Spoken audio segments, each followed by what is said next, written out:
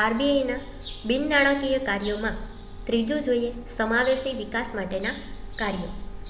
ભારતમાં આર્થિક ભિન્નતા તથા ગ્રામીણ શહેરી ભિન્નતા વધુ હોવાના કારણે જ્યારે નાણાકીય અથવા તો આર્થિક પરિવર્તનો આવે ત્યારે દરેક વર્ગના લોકો અને એકમોને આવા પરિવર્તનો લાભ મળવો જરૂરી છે.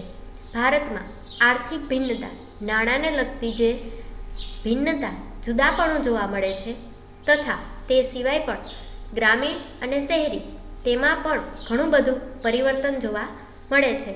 તો આ ભિન્નતાઓને વધુ હોવાના કારણે જ્યારે નાણાકીય અથવા તો આર્થિક પરિવર્તન એટલે કે નાણાંને લગતા જ્યારે પરિવર્તનો આવે ત્યારે દરેક વર્ગના લોકો અને એકમો છે તેને આવા પરિવર્તનનો લાભ મળવો જરૂરી છે. આરબીઆઈ આ માટે બેન્કિંગ ક્ષેત્રે સતત પ્રયત્નો કરતી રહે છે. ધિરાણ માટેની અગ્રિમતા ધરાવતા ક્ષેત્રો જેવા કે ખેતી, ધિરાણ માટે કયા કયા ક્ષેત્રો છે અગ્રિમતા ધરાવે છે? તો કે ખેતી, નાના કદના ઉદ્યોગો. તમે બધાને ખ્યાલ જ હશે કે ખેતી માટે ખરીફ પાક માટે, રવિ પાક માટે ધિરાણની સવલતો બેંક દ્વારા ઉપલબ્ધ કરવામાં આવતી હોય છે. એ પણ અન્ય અસંગઠિત ક્ષેત્રોનો જેટલો વ્યાજનો દર હોય તેનાથી ઓછા વ્યાજના દરે બેંક પાસેથી ધિરાણ છે તે મળતું હોય છે. તો આવી રીતે ખેતી, નાના કદના ઉદ્યોગોને જ્યારે પણ ઉદ્યોગો સ્થાપવાના હોય ત્યારે નાણાંને લગતી સહાય છે તે પણ બેંક દ્વારા ધિરાણ દ્વારા પૂરી પાડવામાં આવે છે. તે ઉપરાંત સ્વરોજગારો એટલે કે કોઈ પણ વ્યક્તિ પોતાનો સ્વતંત્ર ધંધો વ્યવસાય ખોલવા માંગતા હોય ત્યારે તેને જ્યારે નાણાંની આવશ્યકતા ઊભી થાય ત્યારે તે વ્યવસ્થા પણ નાણાકીય વ્યવસ્થા પણ બેંક દ્વારા પૂરી પાડવામાં આવે છે. તેમજ પરંપરાગત ગૃહ ઉદ્યોગો જેમ કે પરંપરાગત એટલે કે કોઈ એક પેઢી પાસે છે જે ગૃહ ઉદ્યોગ ચલાવતા હોય તેના વારસ એટલે કે તેના પુત્રો પણ તે જ વ્યવસાયમાં જોડાઈ રહે તો આવો પરંપરાગત જે ગૃહ ઉદ્યોગો છે વગેરે માટે ખાસ પ્રકારના ધિરાણની વ્યવસ્થા ઊભી કરવામાં આવે છે. લોકોમાં બેન્કિંગ અને નાણાં વ્યવસ્થા વિશેની જાણકારી અને જાગૃતતા વધે તે માટેનો પ્રચાર કરે છે. પ્રચાર એટલે શું? તો કે તે માટેના જુદા જુદા કાર્યક્રમો, જુદી જુદી ટીવી ચેનલોમાં એડવર્ટાઇઝ દ્વારા અથવા તો જુદા જુદા સમાચારોમાં વગેરે દ્વારા તેનો પ્રચાર કરવામાં આવે છે, જેથી કરીને બેંકની કામગીરી, તેમાં મળતી સહાયો વગેરે દરેક લોકોને તેનાથી માહિતી પ્રાપ્ત થઈ શકે. હાલના સમયમાં પ્રધાનમંત્રી જનધન યોજનાનું સંચાલન પણ આરબીઆઈ કરે છે. એટલે કે જે પ્રધાનમંત્રી જનધન યોજના છે કે જેમાં કુટુંબના દરેક સભ્યએ પોતાનું બેંકમાં ખાતું ખોલાવવાનું આ યોજના છે તેનું સંચાલન પણ સરકાર વતી એજન્ટ તરીકે કોના હસ્તક છે? આરબીઆઈ દ્વારા કરવામાં આવે છે. વળી બેંકોના ગ્રાહકોના હિત અને તેની હકની જાળવણી પર આરબીઆઈ કરે છે. ગ્રાહકોનું હિત જળવાઈ રહે, તેના હક છે તે જળવાઈ રહે તે માટેની કામગીરી પણ બેંક દ્વારા કરવામાં આવે છે. બેન્કિંગ પ્રવૃત્તિઓના સુધારાઓ તથા સંશોધનનો વેગ આપવા માટે આરબીઆઈ દરેક પ્રકારના નાણાકીય આંકડાઓ તથા નિષ્ણાંતોના લેખો પોતાની વેબસાઇટ પર મૂકે છે, જે દરેક વ્યક્તિને વિનામૂલ્યે પ્રાપ્ત થઈ શકે છે. એટલે કે બેન્કિંગ પ્રવૃત્તિઓના સુધારા કે જુદી જુદી જે બેન્કિંગ કાર્ય કરવામાં આવે છે તેમાં વખતો વખત સુધારાઓ થતા હોય છે, વ્યાજના દર વધારો ઘટાડો કરવામાં આવતા હોય છે, અમુક નિયમો છે તેમાં ફેરફાર થતા હોય છે. તો આ બધા સુધારાઓ તથા સંશોધનને વેગ આપવા માટે એટલે કે બેંકમાં જેટલી સુવિધાઓ પ્રાપ્ત થાય છે તેનાથી પણ વધારે ને વધારે સંશોધન કરવા માટે તેને વેગ આપવા માટે આરબીઆઈ છે દરેક પ્રકારના નાણાકીય આંકડાઓ એટલે કે જે સુધારાઓ થયા છે તે સંશોધન દ્વારા જે નાણાકીય આંકડાઓ પ્રાપ્ત થયા છે તે અને તે ઉપરાંત જે નિષ્ણાંતો છે તેના દ્વારા લખાયેલા લેખો પોતાની બેંકની વેબસાઇટ ઉપર મૂકવામાં આવે છે, જેથી કરીને દરેક વ્યક્તિને વિના મૂલ્યે એટલે કે નાણાં ખર્ચ્યા વગર પણ આવી બધી જે માહિતી છે તે પ્રાપ્ત થઈ શકે છે, જેથી કરીને વધારે ને વધારે લોકો જાગૃત થાય અને બેંકથી પરિચિત થાય. ત્યાર પછી આપણે જોઈએ નાણાકીય નીતિ. નાણાકીય નીતિ એટલે શું? આપણે અગાઉ શબ્દ આવી ગયો નાણાકીય નીતિ એટલે કે નાણાંને લગતું સંચાલન, પરંતુ તેની પ્રોપર વ્યાખ્યા છે તે હવે આપણે જોઈશું. અર્થશાસ્ત્રના સિદ્ધાંત મુજબ નાણાકીય નીતિ એટલે અર્થતંત્રમાં નાણાંની માંગ અને તેના પુરવઠાનું સંચાલન અને તેનું નિયંત્રણ કરવા અંગેની નીતિ. એક ગુણની અંદર પ્રશ્ન પૂછાઈ શકે છે, નાણાકીય નીતિ એટલે શું? તો તેનો જવાબ આ પ્રમાણે આવે કે અર્થતંત્રમાં નાણાંની માંગ એટલે કે હાલનું જે નાણાંને લગતું અર્થતંત્ર છે તેમાં નાણાંની કેટલી માંગ છે એટલે કે નાણાંની કેટલી જરૂરિયાત છે, અને નાણાંના પુરવઠાનું એટલે કે નાણાંનો જથ્થો કેટલો છે તે અંગેનું સંચાલન અને તેનું નિયંત્રણ એટલે કે નાણાં છે તેને સંચાલન પણ કરવામાં આવે છે અને તેના ઉપર અંકુશ એટલે કે તેને નિયંત્રણમાં રાખવા અંગેની જે નીતિ છે તે અંગેના જે કાયદા છે તેને નાણાકીય નીતિ તરીકે ઓળખવામાં આવે છે. ફરીથી આપણે જોઈએ કે અર્થતંત્રમાં નાણાંની માંગ અને નાણાંના પુરવઠાનું સંચાલન અને તેના નિયંત્રણ કરવા અંગેની નીતિ એટલે નાણાકીય નીતિ. નાણાંની માંગ અને પુરવઠામાં અસમતુલા હોય તો શું હોય? અસમતુલા એટલે કે જો નાણાંની માંગ છે અને નાણાંનો પુરવઠો જો સમાન ન હોય તો અર્થતંત્રમાં ફુગાવો અથવા તો મંદી છે તેનું સર્જન થાય છે. ફુગાવો આપણે અગાઉના યુનિટમાં જોઈ ગયા કે દરેક ક્ષેત્રમાં સતત ભાવ વધારો તેને ફુગાવા તરીકે ઓળખવામાં આવે છે, અને આ ફુગાવો નાણાંની જે માંગ અને તેની પુરવઠો છે તેમાં જે અસમતુલા સર્જાય છે તેના કારણે થાય છે. તો જ્યારે નાણાંની માંગ વધારે હોય અને તેનો પુરવઠો ઓછો હોય તો ત્યારે કાં તો ફુગાવો અથવા તો મંદી આવું સર્જાય છે, જેથી કરીને આંતરરાષ્ટ્રીય બજારમાં નાણાંના મૂલ્યને અસર પહોંચે છે. કારણ કે આખા રાષ્ટ્રમાં કાં તો ફુગાવો અથવા તો મંદી સર્જાય તો આંતરરાષ્ટ્રીય બજારમાં એટલે કે વિશ્વના બજારમાં નાણાંને મૂલ્યને શું થાય છે તો કે અસર પહોંચે છે. એટલે કે $1 બરાબર આપણે જે અત્યારે 70 રૂપિયા છે એ નાણાકીય મૂલ્ય છે એ ઘટી જાય અથવા તો વધી જાય છે, તો નાણાકીય મૂલ્યને અસર પહોંચે છે તથા અર્થતંત્રમાં અસ્થિરતા આવે છે. એટલે કે આખું અર્થતંત્ર કેવું થઈ જાય છે? ખોરવાઈ જાય છે, સ્થિર રહેતું નથી, અસ્થિરતા આવે છે. માટે નાણાંની માંગ અને તેના પુરવઠાનું સંચાલન અત્યંત જરૂરી છે. કોઈ પણ ક્ષેત્ર તમે હાલમાં જોઈ લો તો તેનું સંચાલન છે તે ખૂબ જ જરૂરી હોય છે. તેવી રીતે નાણાંનું માંગ અને તેના પુરવઠાનું સંચાલન પણ અર્થતંત્ર માટે ખૂબ જ જરૂરી છે, અને આથી નાણાકીય નીતિને સ્થિરતા લાવવા માટેની નીતિ તરીકે પણ ઓળખવામાં આવે છે. MCQમાં અથવા તો એક ગુણની અંદર પ્રશ્ન પૂછાઈ શકે કે નાણાકીય નીતિને બીજા કયા નામથી ઓળખવામાં આવે છે? તો નાણાકીય નીતિ એટલે કે સ્થિરતા લાવવા માટેની નીતિ. એટલા માટે કે નાણાંનું જે માંગ અને તેનો પુરવઠો છે તેનું સંચાલન અને નિયંત્રણ દ્વારા જે નાણાં છે તેને સમતોલમાં રાખવામાં આવે છે. એટલે કે અસમતુલા ન સર્જાય તે માટેનો કાયદાઓ ઘડવામાં આવે છે, તેનું ધ્યાન રાખવામાં આવે છે. એટલા માટે નાણાકીય નીતિને સ્થિરતા લાવવા માટેની નીતિ તરીકે પણ ઓળખવામાં આવે છે. ભારતમાં શરૂઆતના વર્ષોમાં નાણાકીય નીતિનો હેતુ નાણાંનું પ્રમાણ, તેનું મૂલ્ય અને સ્વરૂપને નિયંત્રિત કરવાનો હતો. પહેલાંના સમયમાં એટલે કે ભારતમાં જ્યારે શરૂઆતમાં નાણાકીય નીતિ છે એ ઘડવામાં આવતી ત્યારે તેનો મુખ્ય હેતુ શું હતો? તો કે નાણાંનું પ્રમાણ, નાણાંનું મૂલ્ય એટલે કે આંતરરાષ્ટ્રીય બજારમાં $1 બરાબર ભારતીય રૂપિયો છે તે કેટલો છે તે નાણાંનું મૂલ્ય અને તેના સ્વરૂપને નિયંત્રિત કરવાનો હતો. પરંતુ હાલના સમયમાં નાણાકીય નીતિનો ઉપયોગ કેના માટે કરવામાં આવે છે? તો કે શાક સર્જનના નિયંત્રણ માટે પણ થાય છે. આપણે અગાઉ જોઈ ગયા છે કે શાક સર્જનની પ્રવૃત્તિ કઈ રીતે થાય.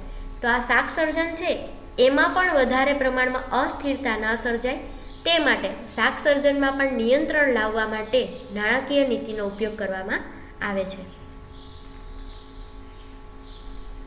સૈદ્ધાંતિક વ્યાખ્યા તપાસીએ તો નાણાકીય નીતિ એટલે કે સિદ્ધાંતોના આધારે જે નાણાકીય નીતિની જુદી જુદી વ્યાખ્યાઓ આપેલી છે તેમાંથી આપણને પાઠ્યપુસ્તકમાં આ 3 વ્યાખ્યાઓ છે તે આપેલી જોવા મળે છે. એમાં પહેલું જોઈએ કે નાણાકીય સત્તા દ્વારા લેવાયેલા એવા સભાન પગલાં કે નાણાંના જથ્થા, તેની ઉપલબ્ધિ અને નાણાંના ખર્ચમાં પરિવર્તન લાવે.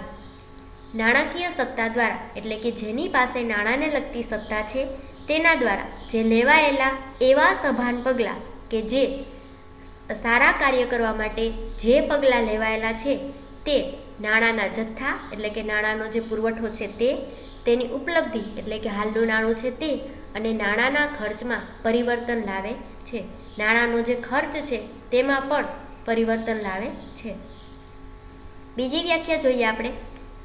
સામાન્ય આર્થિક નીતિના હેતુઓ સિદ્ધ કરવા માટે સર્વોચ્ચ બેંકના હસ્તક નાણાંના પુરવઠાને અંકુશિત કરવાના સાધનો સોંપતી નીતિ એટલે નાણાકીય નીતિ.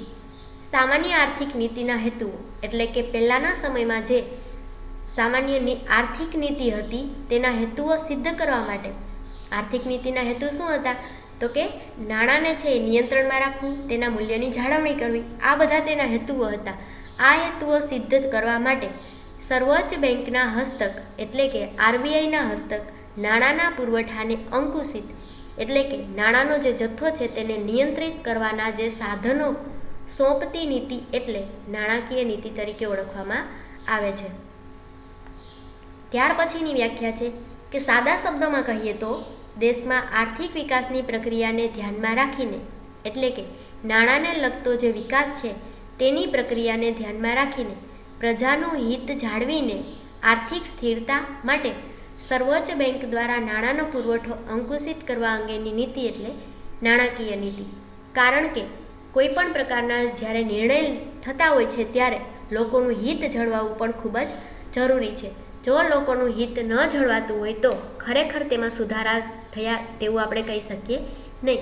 જેથી કરીને પ્રજાનું હિત જાળવીને આર્થિક સ્થિરતા એટલે નાણાંને લગતી જે માંગ અને પુરવઠો છે તેની સ્થિરતા લાવવા માટે સર્વોચ્ચ બેંક દ્વારા નાણાંનો પુરવઠો એટલે કે આરબીઆઈ દ્વારા નાણાંને પુરવઠાને અંકુશિત કરવા એટલે કે સ્થિર કરવા અંગેની જે નીતિ છે તેને નાણાકીય નીતિ તરીકે ઓળખવામાં આવે છે. ત્યાર પછી છે નાણાકીય નીતિના સાધનો કયા કયા છે. અગાઉ આપણે વ્યાખ્યામાં જોઈ ગયા કે નાણાકીય નીતિ છે તેના અંકુશિત એટલે કે નાણાંના પુરવઠાને અંકુશિત કરવાના સાધનો. તો આ નાણાકીય નીતિના સાધનો કેવા હોય અને તે કયા કયા છે તેના વિશે આપણે વધારે જોઈએ.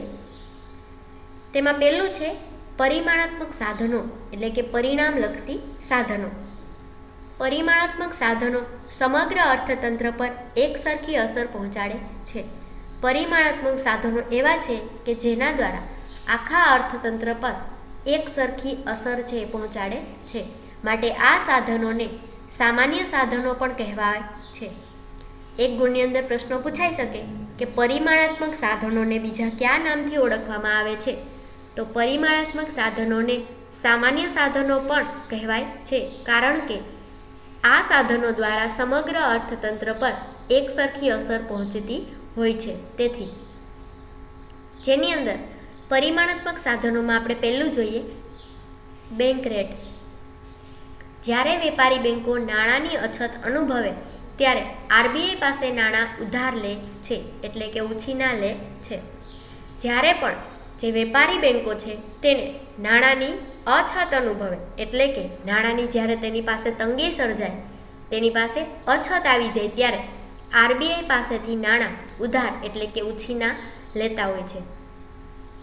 આરબીઆઈ વેપારી બેંકોને જો લાંબા ગાળાનું ધિરાણ જે વ્યાજના દરે આપે તેને બેંક રેટ કહેવાય છે.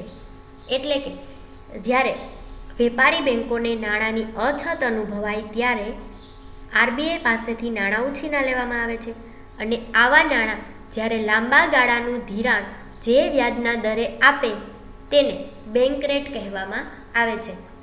એટલે કે વેપારી બેંકને જ્યારે લાંબા સમય માટે નાણાંની આવશ્યકતા હોય ત્યારે આરબીઆઈ એટલે કે રિઝર્વ બેંક ઓફ ઇન્ડિયા તેને નાણાં તો આપશે, સાથે સાથે તેની પાસેથી વ્યાજ પણ વસૂલ કરે છે.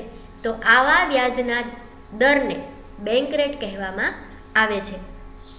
બેંક દ્વારા અપાતો એટલે કે બેંક દ્વારા છે મેળવાતો રેટ, બરાબર. જ્યારે આરબીઆઈ બેંક રેટ વધારે ત્યારે વેપારી બેંકોને ધિરાણ લેવાનું મોંઘું પડતા તેઓ સામે પ્રજાને ઊંચા વ્યાજના દરે ધિરાણ આપે છે. કારણ કે વેપારી બેંકોનું પણ મુખ્ય કાર્ય શું હોય છે? તો કે તેની પાસે રહેલી પ્રાથમિક થાપણોને તે અમુક ટકા એટલે કે રોકડ અનામતના પ્રમાણ ને બાદ કરતા ત્યાર પછી જે નાણાં તેની પાસે છે, જે બચત હોય તેમાંથી જે લોકોને ધિરાણની આવશ્યકતા હોય તેને ઊંચા વ્યાજના દરે ધિરાણ આપતા હોય છે. આ રીતે વેપારી બેંકો પોતાનો નફો કમાતા હોય છે. તો જ્યારે પણ આરબીઆઈ આવો બેંક રેટ વધારે એટલે કે વેપારી બેંકને લાંબા સમય માટે જ્યારે નાણાંની આવશ્યકતા હોય અને આરબીઆઈ દ્વારા તેને વધારે વ્યાજના દરે જ્યારે નાણાં ઉછીના આપે ત્યારે વેપારી બેંકોને છે ધિરાણ લેવાનું મોંઘું પડે છે. કારણ કે નાણાં ઉછીના લે તો તેને જો તેનો જે વ્યાજનો દર છે જો વધારે હોય તો આ વધારે પડતો વ્યાજનો દર ચૂકવવો પડે છે. એટલા માટે સામે પ્રજાને પણ ઊંચા વ્યાજના દરે છે આવી વેપારી બેંકો ધિરાણ પૂરું પાડે છે.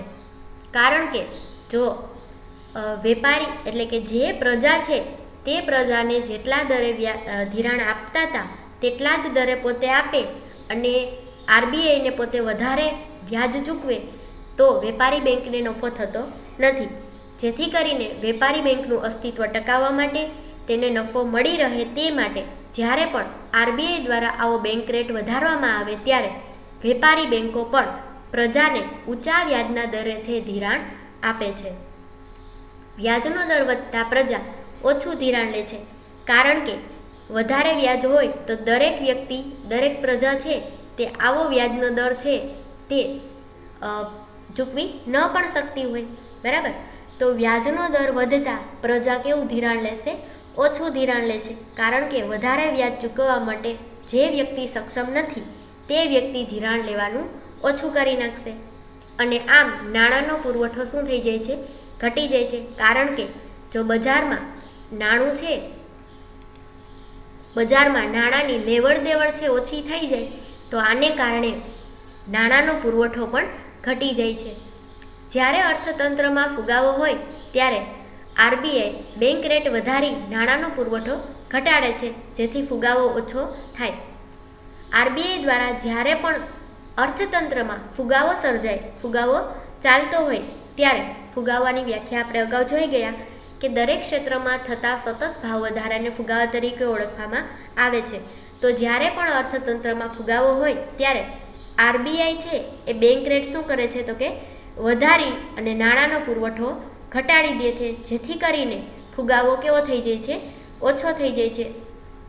તેનાથી વિરુદ્ધ જ્યારે મંદી હોય ત્યારે તેથી ઉલટું કરવામાં આવે છે. એટલે કે જ્યારે મંદી હોય એનો મતલબ એ થાય કે અર્થતંત્રમાં નાણાંનો પુરવઠો ઓછો છે તો ત્યારે બેંક રેટ કેવો કરી નાખે છે? તો કે ઘટાડી નાખે છે જેથી કરીને વેપારી બેંકો સરળતાથી ઓછા વ્યાજે વધારે ધિરાણ લાંબા સમય માટે મેળવી શકે. અને જો પોતાને આરબીઆઈને એટલે કે વેપારી બેંકે આરબીઆઈને ચૂકવવાનું થતું વ્યાજ જો ઓછું હોય તો આવી વેપારી બેંકો જે લોકો ધિરાણ લેશે તેને પણ ઓછા વ્યાજના દરે ધિરાણ પૂરું પાડી શકે છે અને જેથી કરીને મંદી છે તેને દૂર કરી શકાય છે. જ્યારે નાણાંની માંગ કરતાં નાણાંનો પુરવઠો વધુ હોય ત્યારે ફુગાવો સર્જાય છે. એટલે કે જ્યારે પણ નાણાંની માંગ જેટલી હોય તેના કરતાં નાણાંનો પુરવઠો કેવો હોય?